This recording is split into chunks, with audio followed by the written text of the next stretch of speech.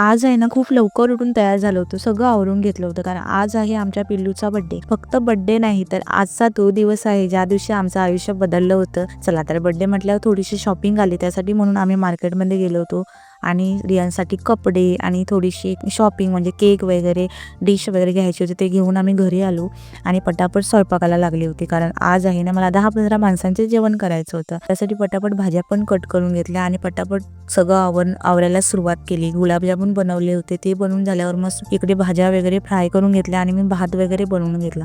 इकडे रियांचे बाबा आणि रियांचे मामा याचे मस्त अशी तयारी चालू होती, फुगे फुगवत होते आणि रियांच्या बाबांची पण लगबग चालू होते आणि रियांश पण खूप खुश होता कारण त्याचा आज बर्थडे होता. आणि इकडे बघा अशा प्रकारे आमचं डेकोरेशन पण रेडी झालं होतं.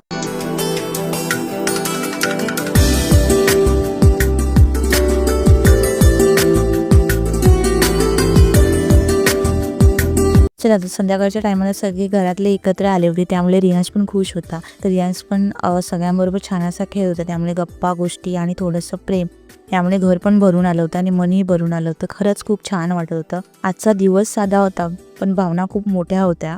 छोटासा केक, थोडी सजावट आणि घरातली माणसे इतकेच पुरेसं होतं. त्याच्यानंतर सगळ्यांनी ऑप्शन केलं आणि आम्ही केक कट केला आणि रियांश बघा किती खुश होता आणि खूप छान वाटत होतं. महाग सेलिब्रेशन असं नाही पण मनापासून केलेला बर्थडे होता हा.